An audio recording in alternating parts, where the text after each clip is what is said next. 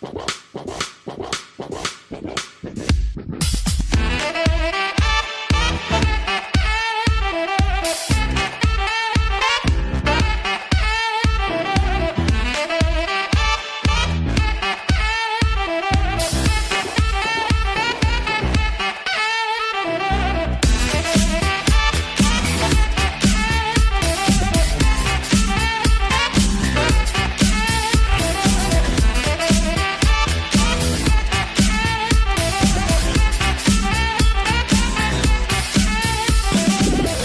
to In Pursuit of Truth. This is your host, Sarah Patrick Mack. More Q. 42:37, 8 minutes after the hour of 10. The Twitter status is to Stardust, not your mom's opinion on Twitter. Wow, Hillary openly talking about QAnon. It does not get any more mainstream than that. We must be way over target. Congratulations, patriots and digital soldiers. We are winning the informational warfare. Keep fighting and get the memes ready. Well, congrats on getting a shout out, as well as a congrats to D3MO. I'm assuming Demo, who was what she was retweeting here. I thought of tagging Inevitable ET or Elenocole, or maybe even Lisa May 62 or Methods. Who do I tag to get this story out more? Why is Clinton talking about QAnon and how well organized they are? It's just a LARP, right? So the link actually takes you to a pretty long hit piece from The Atlantic. No, we're not going to cover it. I'm not covering any more fake news, but this is the little snippet here. When I spoke with Clinton recently about QAnon, she said, I just get under their skin unlike anybody else. Yeah, well, that's because you're a freaking creep. If I didn't have Secret Service protection going through my mail, finding weird stuff, tracking the threats against me, which are still very high, I would be worried. Yeah, well, now you know how a whole line of lawyers and people who have crossed your path feel. She has come to realize that the invented reality in which conspiracy theorists place her is not some bizarre parallel universe, but actually one that shapes our own. Okay, well, we've read your emails. Referring to internet trolling operations, Clinton said, I don't think until relatively recently most people understood how well organized they were and how many different components of their strategy they have put in place. Okay, well, the last line was true. We are pretty well organized and we are handling business. So you can go read the article if you want. It's from The Atlantic. It's a very long article and it's just a bunch of recycled crap. It's actually a kind of a compilation of hit pieces that have come out over the last couple years. We're not going to cover it because it's exactly that, just a bunch of crap. But it speaks to the severity of this when somebody like Hillary Clinton is starting to bring it up. It means this is probably going to come out into the sort of the forefront or out into the mainstream narrative. And I imagine that's going to be more hit pieces against, people like yours truly and other content creators that you follow. That's the gig. That's how this was going to work all along, right? And I know that they're going after our channels. We had some people talking about YouTube going down just yesterday, and I guess my channel was one of them too. They seem to have cleaned it out or whatever. I'm not exactly sure what they were doing, but they're coming after us. That's how it's been for a long time. We've been expecting this for a long time, and now we're here. Well, it's 42:38, 15 minutes after the hour of 10. Example A, who former White House staff, one or more, pushed Dan Coats as DNI director to POTUS, who former White House staff, one or more, insisted he could be trusted, knowingly or unknowingly. Well, I'm assuming the answer to the last question is knowingly, but it sounds like we're talking about one or more people, and I'm assuming if Q is hinting the fact that there's more, there's probably more than one. Well, I do know that Mike Pence was pushing him back in the day. They're both from Indiana, so it kind of makes sense, right? He introduced Dan Coats and even encouraged him to stay on. I seem to remember a while back Dan Coats was planning on leaving, and Pence encouraged him to stay on. So that might be very telling to Mike Pence. I don't know, but he's not a former White House staffer. Now, I do want to thank Austin who sent me this. This is from lawfareblog.com. This was from January 2017. Check this out at the bottom. Coats' connections to the intelligence community and reputation as a more traditional establishment Republican rather than a partisan bomb thrower have been welcomed by some intelligence officials who hope that Coats will be able to bridge the gap between the intelligence community and the president-elect. News of his appointment was greeted with approval by Senator Mark Warner of the Senate Intelligence Committee and Senator John McCain, along with former Obama administration National Security Council spokesman Tommy Vietor, who described Coates as serious and respected. Okay, so you might remember this knucklehead from back in the day. He has been an Obama guy ever since Obama was Illinois State Senator. He was also White House Assistant Press Secretary, and then later on became the spokesperson for President Obama and the NSC. He now hosts podcasts. I think it's called Pod Save the World. He's got one, Save America, Save the World, whatever. This guy ain't saving anything. He is the founder of Crooked Media, which should probably tell you all you need to know. But this guy is definitely a deep stater, and it sounds like he's popping off to start protecting Obama. And of course, this is what he just had to say recently. The scandal here is making an unqualified Twitter troll like Rick Grinnell the acting director of national intelligence. He walks into the building without going through confirmation, immediately pushes out career professionals, and now is using the IC to enact revenge for Trump. Okay, so I'm not exactly sure if that is who Q is referencing there, but that would seem to make sense, or at least that would be one of them. And of course, we already know about No Name McCain. We know how that all went down. We know what he was up to. He was most certainly having no problem bridging the intelligence gap, was he? And of course, it also appears that he was running some intelligence through his Arizona State University Foundation, the McCain Foundation out there. So we all know how that kind of turned out. Every dog has his day. Are we talking about this guy, Tommy Vietor? I'm not really sure. I would imagine that he is probably one of them. After all, he is an Obama lackey, has been for a very long time, so I'm sure he has plenty to protect. So thanks again to Austin for sending that to me. I definitely think Tommy is one of our knuckleheads to keep our eyes on. After all, he's been with Obama for quite some time, and you can only imagine what kind of things that he is privy to. Let's move on to 4239, 44 minutes after the hour of 10. The Twitter status is to Tom Elliott. Congrats on getting a shout out from Q. Tom is sharing a couple of videos here, and this is an interview with James Can't Shut Your Yapper Clapper and John Berman over there on CNN. This first one says, after Clapper returns, John Berman asks him specifically whether he leaked the Flynn call to David Ignatius. David Ignatius is a reporter over there at the Washington Post, and I want to talk about him in just a second. Clapper says, no, I did not. I'm actually going to play you both of the videos. The bottom one says, Clapper asked whether he'll accept Senator Graham's call to testify. Given my age demographic, I'd be happy to come after I've been vaccinated for COVID-19. I don't particularly want to put my life or my wife's in jeopardy. So go ahead and check them out. Idea of the leak, which is something that's also being focused on here, that would be illegal, correct? If it involves classified information, absolutely. David Ignatius put out this famous column on January 12th, where he mentioned the phone call between Michael Flynn, the December 29th phone call. Did you leak that information? I did not. Okay, good. Then after I've been vaccinated for COVID-19. Would you testify remotely? I could do it remotely, as the case with the Fauci hearing, or respond to questions, or that sort of thing. But I don't particularly want to put my life or that of my wife in jeopardy for in-person testimony. What is your response to those? And you've seen the headlines today, and you've seen some of the coverage, who are saying this is proof of a political witch hunt. Well, I don't think it's any such thing. Again, this program, which has long existed, and is the way it operates, is designed to minimize the identity of U.S. persons who may be engaged in innocent activities. And it's a very valuable tool to know about what is going on in these engagements with valid foreign intelligence targets. And I can't stress that enough.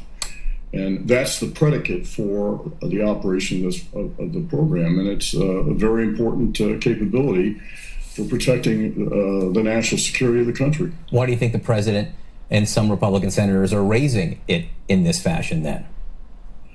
Well, I think this is part of the narrative to create the impression that there was something untoward or improper or illegitimate going on here, and there was not. And as General Nakasoni's explanatory note emphasizes that this was a legitimate process, and the people that got these reports were authorized recipients and were authorized to request unmasking, and that those procedures were followed. Just to read that, each individual was an authorized recipient of the original report, and the unmasking was approved through NSA standard process, which includes a review of the justification for the request. General James Clapper, thank you for walking us through this and helping us understand the reality. So there you have it. And of course, John Berman with the hard-hitting questions there. Hey, did you leak? Oh, you didn't? Oh, okay, great. And then, of course, finishes up the interview by thanking James Clapper for offering up the reality. Not his take, not his testimony, not anything like that. The reality of the situation. Now, this is David Ignatius right here. This was the one that allegedly James Clapper has leaked to. And the reason that I thought he was kind of curious is because, yes, of course, he is a WAPO guy. But in 2007, he had a novel called Body of Lies. And that was adapted into a film. The director of that film was Ridley Scott. Ridley Scott owns Scott Free Entertainment, Scott Free Films, and they also made the movie White Squall, which Q has referenced many times. Now, you may also remember recently Barack Obama talking about Flynn getting off scot-free, and a lot of people were wondering if that was a reference to Ridley Scott or the company or White Squall or whatnot. Maybe this was a nod in some way, shape, or form to David Ignatius, but I did want to point that out. Q says, is this about the virus or about protecting themselves? Well, we've only talked about this extensively in my last umpteen videos. I think we get the idea. Mail-in ballot push is what this is about. They want you to mail in your vote so that they can affect the results because they know they can't win fair and square. Democrat state bailouts, they need to get money in the process. Refusal to testify regarding fear of COVID-19. Of course, he's going to sit there and pretend like, yeah, I'm really willing, but I want to make sure that we take care of everybody. I want to stay at home. I don't want to endanger the life of me and my wife. Who benefits the most? I'm assuming that this is a double entendre. That's French for it's got more than just one freaking meaning. World Health Organization benefits a lot from this, right? A lot of money going to the World Health Organization. They're the one in the spotlight, right? And they can bail out a lot of people through that kind of organization, right? So I would imagine a lot of this state bailout money, this World Health Organization fundraiser money is all going back to the same slush fundery we've talked about for a very long time. You understand the idea. Who benefits the most? Not you. Let's move on. Post 4240, 16 minutes after the hour of 11. The Twitter status is to Patty Angel 64, who says hashtag Obamagate. This proves who was colluding with Russia. Check it out. My last election, yeah. After my election, I have more flexibility. I understand. I transmit this information to Vladimir and send it. Okay, well, I think we can all see with our own eyes the hypocrisy right there. I don't think we have to spend millions of dollars trying to investigate that. We can see it right there. This is my last election. After my election, I have more flexibility. Oh, I see that Obama's been stretching more than just his hammies, right? He's been stretching his political influence. Shadow government, right? Shadow administration. That's why he's going around the world trying to play a little bit of he said, she said, like we've been talking about for the last few weeks. We've known about this for quite some time. It's all coming down. We understand. Hashtag Obamagate. Post 4241, 8 minutes after the hour of 12. We get this Twitter status to Jason Miller, who says, what? Graham shoots down Trump's call for Obama testimony on Russia probe origins. And then we have this other one here. Graham shoots down Trump's call for Obama testimony on Russia probe origins. And then you see the Twitter status is right here. And then we get this graphic of this handsome fella right here saying that we won't forget. And then we get a link to Politico. Q says, worth remembering. Think chess. Do you attack the king in the beginning or middle to end? Queen protects king. And here's the link to Politico. Lindsey Graham will give judiciary chairmanship back to Chuck Grassley. This was from October of 2019. Love Chuck Grassley. That's the way the Senate works, Graham said. He took the finance committee so I could be chairman, and he'll come back and fill out his time, and I'll come back and somebody else will come along. That sounds confusing. Senate Republicans allow their members to chair a committee for 6 years in total, regularly leading to rounds of musical chairs as senators face committee term limits. Grassley has more seniority on the Judiciary Committee than Graham. Graham added that the Iowa Republican is a very special friend who has 2 more years in which he could be chairman of the Judiciary Committee. And could you have picked a creepier framing of that picture? Grassley's role as chairman would depend on Republicans keeping the Senate in 2020. Grassley said on Wednesday he would absolutely want to go back to being Judiciary Chairman and spoke to Graham about the request in November. As Judiciary Chairman in the last Congress, Grassley oversaw the hotly contested confirmations of Supreme Court Justices Neil Gorsuch and Brett Kavanaugh. So given the fact that this graphic is referencing the men who lost their life in Benghazi, and of course you have hashtag Hillary right there, I would assume that we are talking about Hillary Clinton as the queen. And the queen is the most powerful piece on the board, right? Obviously the king ends the game, but you don't actually attack the king. You go after the king, you try to checkmate the king, but usually in order to do that, you have to remove a lot of the other pieces on the board. So are we talking about the queen being Hillary Clinton, protecting the king being Barack Obama? That would be my guess, and it would seem like handing off the chairmanship to Chuck Grassley is part of the process, or at least that's what Q is suggesting. I also should point out that that soldier in the picture was wearing the Punisher logo, which Q has posted a number of times. So does this have something to do with Benghazi? I think most people are of the mind that Hillary Clinton is not going to go down at this point for Benghazi, as that has already kind of played itself out. But I do want to point this out from Tom Fitton. Breaking: DC appeals court sets June 2nd hearing on Hillary Clinton's desperate appeal to prevent her court-ordered deposition, testimony on emails, and Benghazi attack records to Judicial Watch. And the tweet here says, Hillary Clinton alleges she is too important as a former government official to be required to comply with a federal court order to testify on unanswered questions on her email misconduct. At least one court disagreed. And let me read you a little bit from the site. Judicial Watch announced today, this would have been from April 20th, that it and the State Department, which is represented by Justice Department lawyers, filed responses opposing former Secretary of State Hillary Clinton and her former Chief of Staff Cheryl Mills' writ of mandamus request to overturn a U.S. District Court order requiring their testimony under oath regarding Clinton's emails and Benghazi attack records. At the same time, the government argued that it did not engage in bad faith in failing to disclose the Clinton non-government email system to Judicial Watch and the court. The briefs were filed on April 3rd with the U.S. Appeals Court for the District of Columbia Circuit. Okay, so could it be possible that we're going to get some new information in regard to Benghazi, which could open things up again? I'm not exactly sure that Hillary Clinton could be tried for anything, but then again, if we don't have all the information, it would be really, really hard to say. So kudos to Tom Fitton for staying on this. It looks like we're going to find more on June 2nd. Post 4242, 11 minutes after the hour of 5. The Twitter status is to Lou Dobbs. Buckle your seatbelt. John Solomon reports anticipates more explosive Spygate evidence to come out against the Obama administration within the next 3 to 4 weeks. And this is about a 3 to 4 minute video. Check it out. Joining us tonight, John Solomon, award-winning investigative reporter, editor-in-chief of Just the News. John, good to have you with us. A lot to talk about tonight. The unmasking of General Flynn.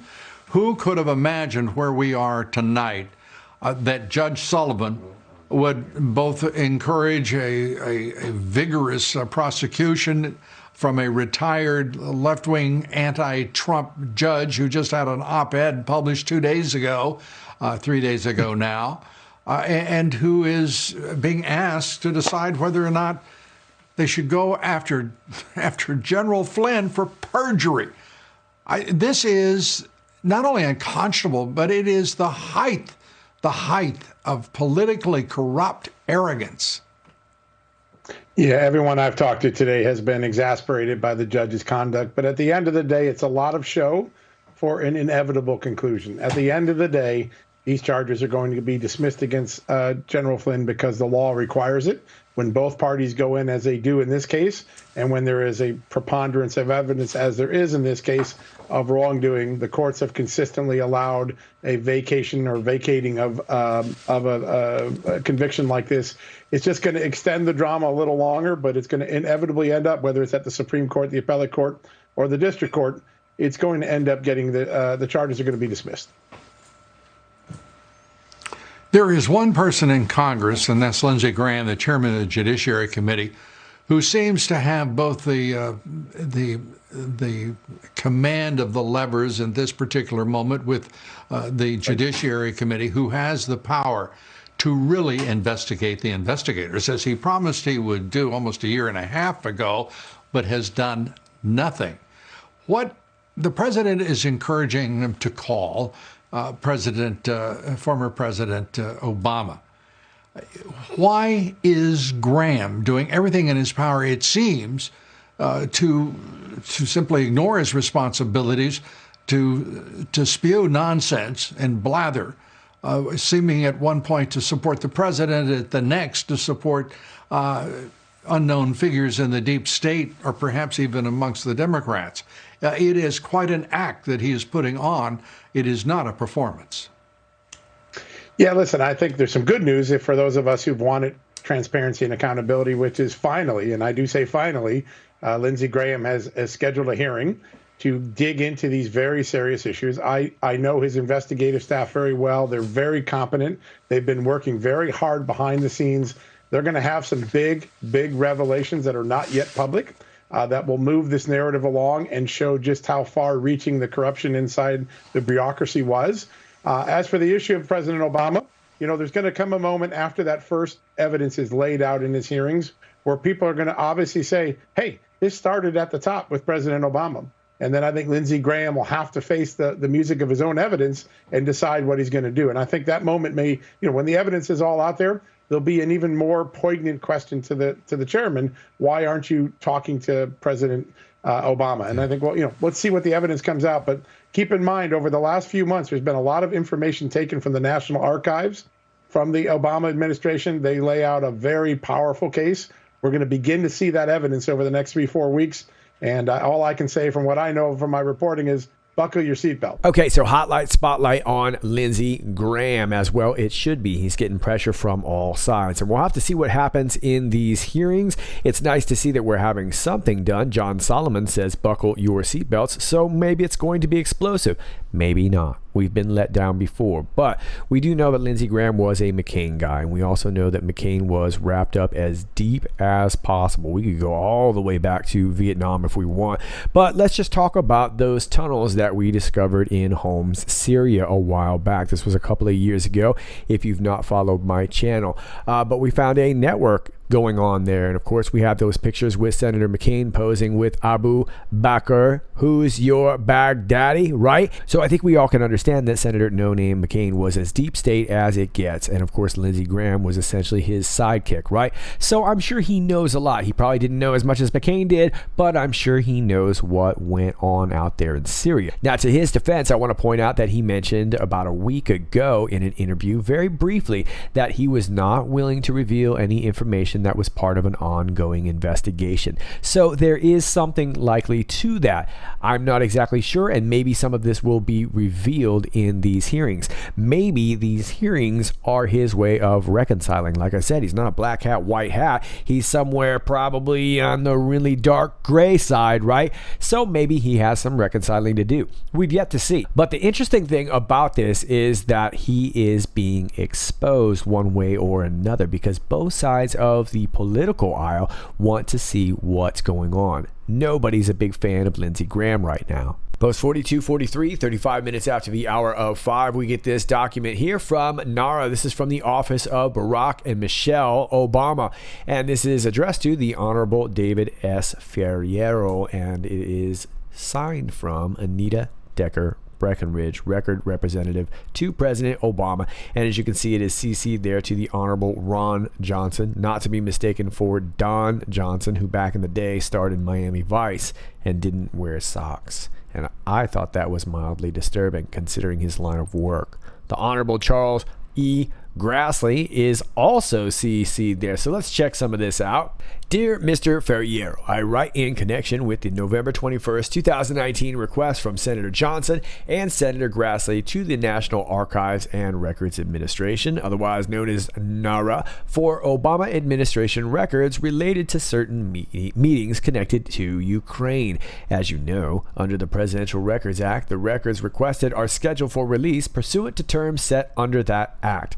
NARA is authorized to provide special access to presidential records to a committee of either House of Congress before their scheduled release date, provided the information in the records is needed for the conduct of its business and is not otherwise available. Skipping you forward there, by law, both the former and incumbent presidents are provided to an opportunity to review the documents and withhold documents from release in order to protect the constitutionally based interest in the confidentiality of presidential communications. Now I want to skip you down to the next paragraph right here. President Obama has consistently supported the nonpartisan administration of presidential records and the commitment to transparency core to NARA's mission. However, the current request is not a proper use of the limited NARA exceptions. It arises out of efforts by some, actively supported by Russia, to shift the blame for Russian interference in the 2016 election to Ukraine. See Fiona Hill, SPCI testimony